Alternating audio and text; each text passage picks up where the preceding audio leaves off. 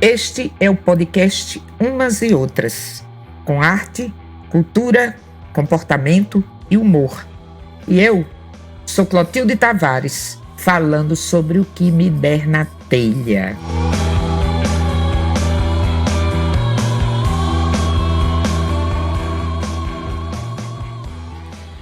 Neste dia 25 de julho, eu dei uma aula virtual sobre as origens do teatro, dentro do programa educativo da Casa da Ribeira, que é um espaço destinado ao teatro e outras artes, aqui em Natal, no Rio Grande do Norte.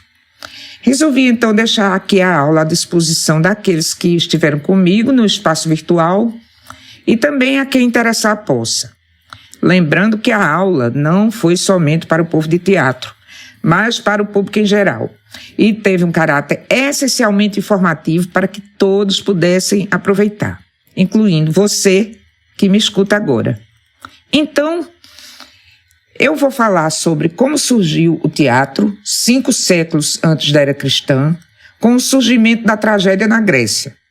Seus principais dramaturgos, Ésquilo, Sófocles e Eurípides, estudados por Aristóteles à luz da poética.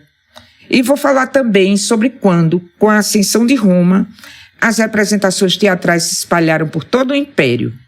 Mas aí, com o crescente domínio da Igreja cristã, o teatro entrou em decadência e foi banido das cidades por volta do século V, aí já depois de Cristo. Então, vamos começar com ele, com Dioniso, o deus do teatro. Imaginem uma manhã de sol na Grécia, 6 séculos antes de Cristo. É primavera. A natureza floresce e renasce depois do frio inverno. O lugar está cheio de gente, cidadãos, escravos, estrangeiros. Um cortejo com cantos, dança e gargalhadas se aproxima. Os participantes estão cheios de entusiasmo e de vinho. Dioniso é o deus que inspira e preside a celebração. Mas quem é mesmo Dioniso? E o que significava esse ritual? Temos que voltar à mitologia. Zeus, o maior dos deuses, engravidou Semele, uma mortal, sem o conhecimento de Hera, sua esposa, e prometeu a Semele que esta podia lhe pedir o que quisesse.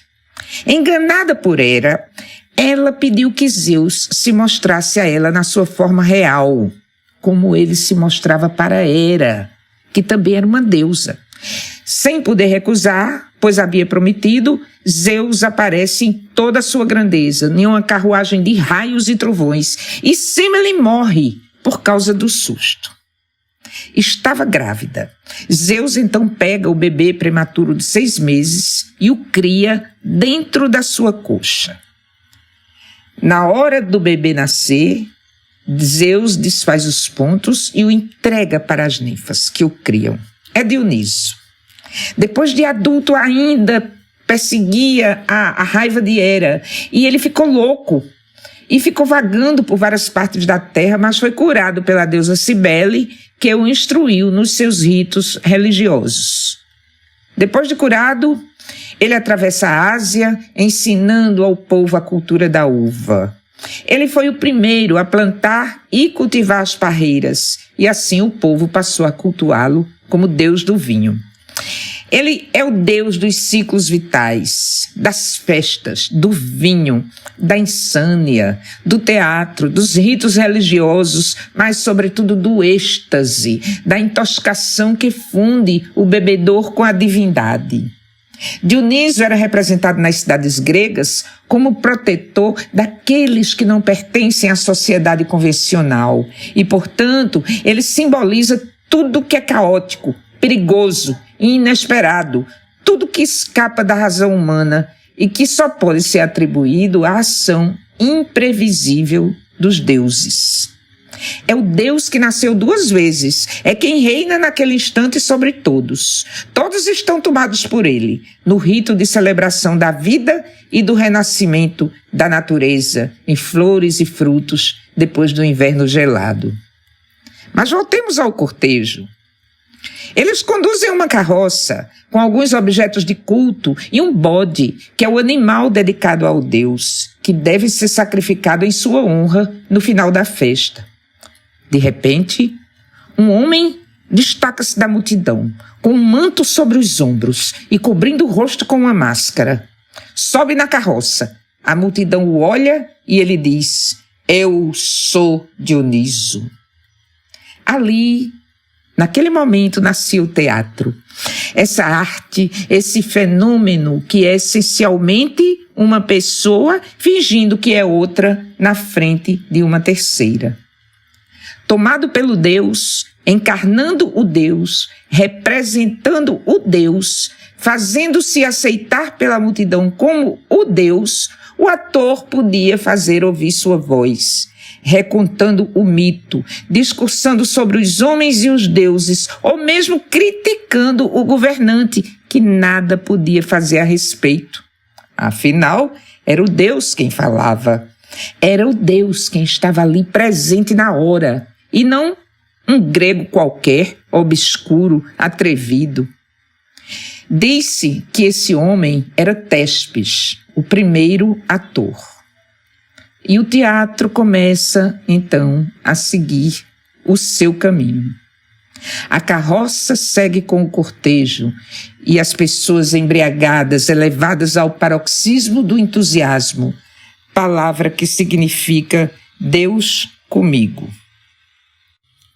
Em algum momento, não se sabe quando, a representação deixa o improviso e passa a se basear em poemas. Nasce a tragédia, que deriva o seu nome desses cânticos entoados em coro, que vem do tragos, bode em grego, e ode, canção, cântico. E lá vai a carroça. A carroça vira um palco elevado, pois o que se passa ali deve ser visto por todos, que também passam a ser elevados ao redor da carroça em arquibancadas. Alguém tem a ideia de aproveitar um declive do terreno e colocar o palco embaixo para que as arquibancadas dispostas na encosta tenham uma melhor visão. O nome teatro vem daí, teatro ou teatron, que é aquela parte onde há as arquibancadas, os assentos, e que significa em grego lugar de onde se vê. Em cima do palco também acontecem modificações. O antes solitário ator, o protagonista, agora é questionado por outro ator, o antagonista. Um grupo de pessoas comenta a cena, é o coro. Entre eles, um se destaca e interpela os personagens, é o corifeu.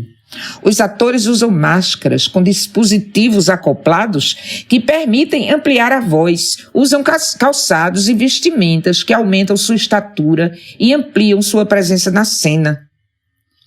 Os espetáculos têm efeitos especiais, têm música, canto e dança.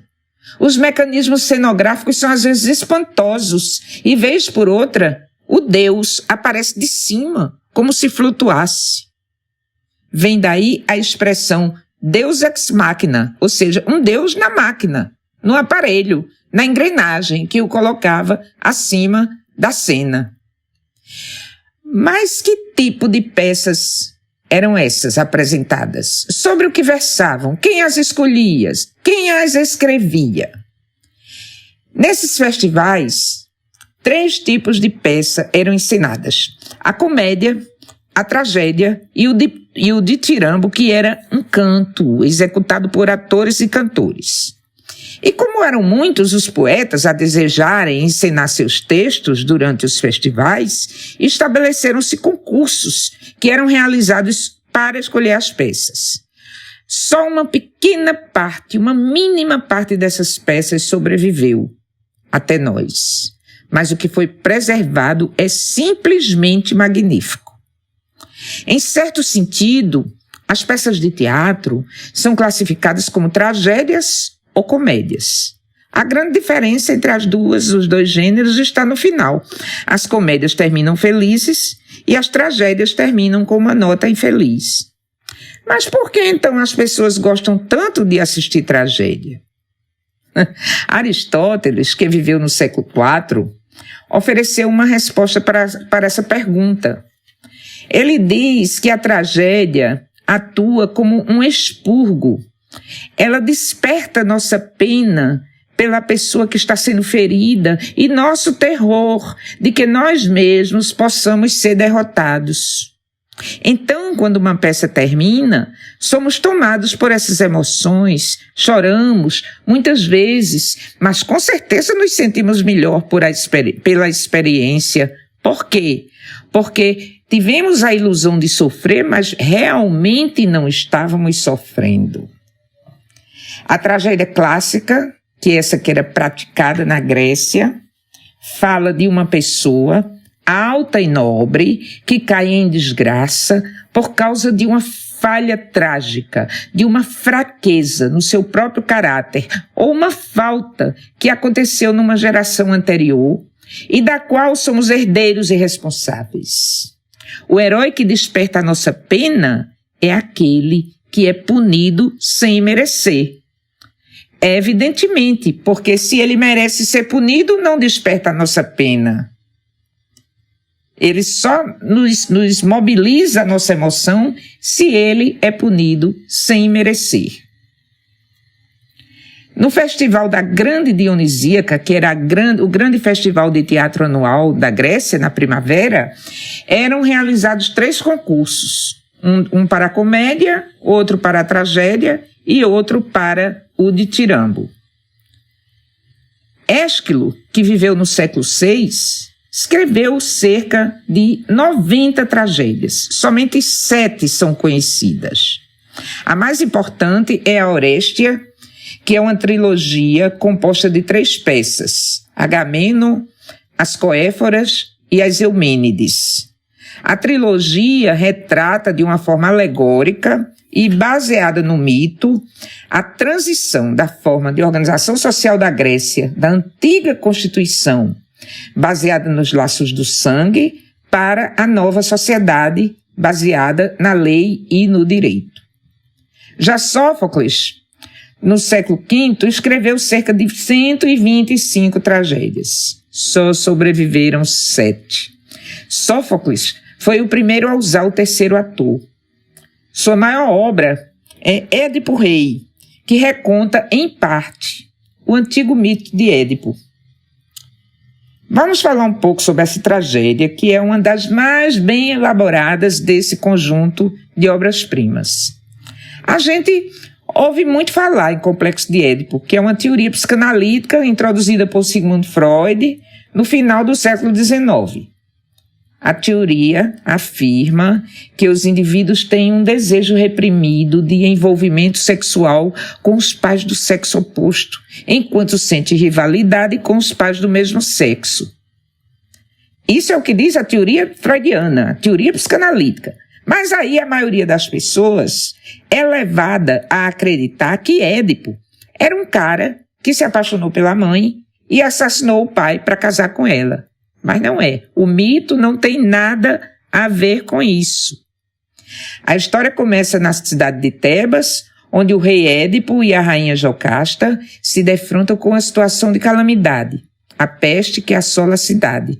Consultado, o oráculo diz que a peste só acabará depois que o assassino de Laio, o rei anterior, for localizado e punido. O próprio Édipo é quem ordena a investigação, que se desenrola durante toda a ação dramática até o final, quando Édipo descobre que ele mesmo é o culpado. Eu não vou contar aqui a tragédia toda. Eu quero que você vá na internet ou nos livros e leia por você mesmo. É uma tragédia. O final não é feliz. O protagonista desperta nossa pena, pois ele não merece a desgraça que se abate sobre ele, que é essencial da tragédia. Esta peça de Sófocles, além de ser muito bem organizada, escrita do ponto de vista dramático, com passagens muito poéticas e com todos aqueles elementos de reviravoltas e reconhecimentos que a tragédia deve ter, é também uma história policial. Ela começa com a denúncia de um crime, com as circunstâncias desse crime, a investigação, a coleta de pistas e evidências, o arrolamento das testemunhas para o depoimento, o desenvolvimento do raciocínio e, finalmente, a identificação e a punição do culpado. E eu acho isso muito interessante, porque eu gosto muito daquilo que são chamados pelos mais snobs de subgêneros de literatura, considerando isso uma forma menor de literatura, como a ficção científica, o terror, o romance policial. Então, quando surge essa discussão, eu cito logo Sófocles, um dos grandes atores da literatura dramática universal, e sua peça mais famosa, o Édipo Rei, que nada mais é do que uma história policial.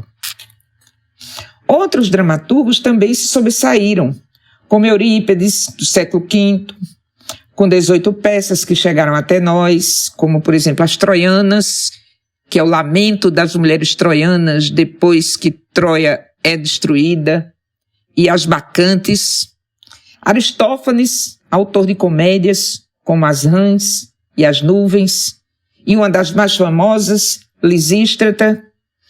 E Menandro, já no século IV a III, quando o período clássico da Grécia já estava no fim, e do qual somente uma peça completa chegou até os nossos dias. Mas vamos voltar um pouco à história. O período clássico vai mais ou menos do século VI a mais ou menos o início do século IV. Dentro dele fica situado o chamado século de Péricles, que vai de 439 a 338 antes de Cristo, que é considerado o período de maior desenvolvimento intelectual e econômico da Grécia. A liderança de Atenas na vida grega era incontestável, principalmente depois das vitórias contra os persas, que foram liderados primeiro por Dario e depois por Xerxes. Os dois momentos decisivos dessas guerras foram a Batalha de Maratona e a Batalha de Plateia. O crescimento, então, da influência ateniense começou a incomodar Esparta, que, aliada a outras cidades, combateu e venceu Atenas na Guerra do Peloponeso, de 431 a 404. E surgiram, então, novas disputas que levaram a cidade de Tebas ao domínio. Mas todas essas guerras, acontecendo uma depois da outra, enfraqueceu a Grécia. E em 338 a.C., Filipe da Macedônia invadiu o país. 2 anos depois, seu filho Alexandre tornou-se rei, expandindo os domínios macedônicos pelo Oriente, difundindo a cultura grega. Isso é que é importante, que se mistura com a cultura dos povos conquistados num processo conhecido como helenização. Os teatros, então, se espalharam por toda a região, ali na borda do Mediterrâneo. E aqui é sempre bom lembrar que Alexandre, sendo também um grande guerreiro, teve como tutor e professor ao sábio Aristóteles. E depois da morte de Alexandre, o Império Macedônico enfraqueceu-se e em 146 a.C., na metade do século II, a Grécia foi anexada ao Império Romano e isso foi o fim da cultura clássica. Vamos ver agora que caminho o teatro seguiu nesse processo. Roma foi fundada em algum momento do século VIII a.C. Foi monarquia, foi república, depois foi império, e esse império dominou a Europa Ocidental e ao redor de todo o Mediterrâneo, através da conquista e da assimilação cultural. Os romanos não impunham a sua cultura, eles assimilavam a cultura existente e a modificavam. No final do século IV, com a divisão do império em dois, eu estou falando já no século IV depois de Cristo, o Império começou a entrar em decadência. A metade ocidental, onde estavam incluídas a Espanha, a Gália e a Itália, entrou em colapso definitivo no século V depois de Cristo e deu origem a vários reinos independentes que são precursores da Europa atual. A outra metade, a oriental, que era governada a partir de Constantinopla, passou a ser referida como Império Bizantino a partir de 476 depois de Cristo, que é a data tradicional da queda de Roma e aproveitada pela historiografia para demarcar o início da Idade Média. Mas voltemos ao passado. O historiador Tito Livio diz que a arte teatral em Roma surgiu pela primeira vez no século IV a.C., por meio de performances de atores etruscos. Eram práticas originárias das cerimônias funerárias daquele povo, que tinham por objetivo reverenciar a divindade e obter favores dos deuses. Essas representações aconteciam a céu aberto ou em palcos improvisados e depois eram desmontados. Eram atuações baseadas no mimo e na pantomima, com cantos, com danças, acrobacias e performances. O drama romano propriamente dito só começou a se desenvolver em meados do século III a.C., com execução de produções de Lívio Andrônico, que é considerado o fundador da poesia romana, da poesia épica romana. Começou traduzindo para o latim a Odisseia de Homero, que foi traduzida para o verso latino típico para o uso em escolas romanas, e ele compôs tragédias a partir de modelos gregos.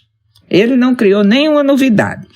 Espelhou-se no modelo grego para produzir tragédias, e a partir desses períodos começou a haver nas cidades um calendário de apresentações e a chance de usufruir de um certo número de dias reservados ao teatro. Nesse mesmo período, outro nome que se distingue na dramaturgia romana é o nome de Plauto. Chegaram até nós 21 peças de Plauto e suas comédias estão entre as obras mais antigas em latim, preservadas integralmente até o dia de hoje. Mas são quase todas adaptações de modelos gregos para o público romano, tal como ocorria na mitologia e na arquitetura romana. Seus trabalhos de Plauto também foram fonte de inspiração para escritores como Shakespeare, como Molière e outros. Ele não era filósofo, não era moralista, não era psicólogo, mas criou tipos que seriam imitados por literatos de sua época e depois por literatos do Renascimento. Outro dramaturgo de destaque, ainda no século II a.C., foi Terêncio. Ele tem uma história interessante. Ele nasceu na África, foi vendido como escravo a um senador romano que lhe deu educação e depois o libertou. Ele escrevia comédias e essas comédias resistiram à ação do tempo, chegando até os dias de hoje. Finalmente, o último dos grandes dramaturgos foi Sêneca. Sêneca foi um filósofo da escola estoica, um dos mais célebres advogados, escritores e intelectuais do Império Romano. A obra dele inspirou o desenvolvimento da tragédia na dramaturgia europeia da Renascença. Ele deixou peças no modelo clássico sobre temas da mitologia como Medeia, Fedra, Édipo, Hércules, Agamemnon.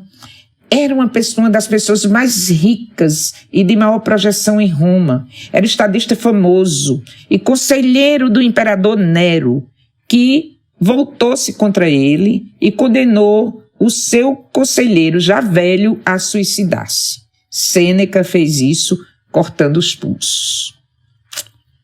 Mas onde essas peças eram encenadas? Em Roma e Império Romano. O edifício teatral modificou-se desde a Grécia. Na Grécia era mais simples, menos ostentoso. O teatro romano tinha um modelo grego, mas não obedecia àquele ditame de procurar uma inclinação para a construção das arquibancadas. Eles erguiam os teatros onde queriam, erguiam a partir do chão plano. e sofisticaram muito também o edifício teatral, na frente do qual a parte do palco onde ficavam os atores. Se você quer ver a diferença em arquitetura do teatro grego antigo para o romano, é só ver a quantidade de ornamentos, de colunas, de capitéis e etc. O teatro romano muito mais, digamos assim, elaborado do ponto de vista arquitetônico, com mais elementos do que o da Grécia. Além do teatro, os romanos também iam muito ao circo, que era uma construção comprida, usada para corridas de cavalos e quadrigas, como o hipódromo. Ainda tinha um anfiteatro, que era usado para as lutas entre gladiadores, as encenações de batalhas navais tão ao gosto do público romano. O exemplo clássico é o Coliseu. E o teatro romano, que eu já descrevi antes, para as encenações das peças de teatro. A população preferia as disputas de gladiadores e as corridas de circo. Muitos teatros foram construídos na época da expansão do Império, porque a política de romanização dos povos conquistados incluía que se construíssem teatros, anfiteatros, circos, fóruns e templos, com características semelhantes ao largo de todo o território conquistado, desde a Espanha até o Oriente Médio. Por isso é que às vezes a pessoa viaja, está andando lá no oceano pelo Oriente e encontra um teatro romano. O que é que esse teatro está fazendo aqui? É porque aquela região já foi dominada por Roma nos tempos antigos. Acontece, então, um fato muito importante. Surge o cristianismo. Ora, o panteão dos deuses romanos era herdado da Grécia. Os romanos assimilaram a religião grega, mudaram apenas o nome dos deuses. Zeus tornou-se Júpiter, Afrodite tornou-se Vênus, Hera tornou-se Juno, Ares tornou-se Marte, Poseidon tornou-se Netuno e assim por diante. Mas os deuses eram absolutamente iguais. E esses deuses, da mesma forma que os gregos, também repetiam os desejos e as vontades da população. Os deuses pareciam mais humanos do que os próprios humanos. Brigavam, traíam, se desentendiam, faziam alianças uns contra os outros, etc. É nesse contexto dessa religião que surge o cristianismo. Ora, o cristianismo era uma prática religiosa que pregava a renúncia, o amor, a santidade, dar a outra face, o perdão, a luta por um reino que não era deste mundo. E os romanos reagiam a isso com deboche e com crueldade. Desde o seu início, o cristianismo foi ridicularizado e combatido pela sociedade romana, que era uma sociedade licenciosa, depravada, entregue aos prazeres dos sentidos, à política, à guerra, à luta pelo poder.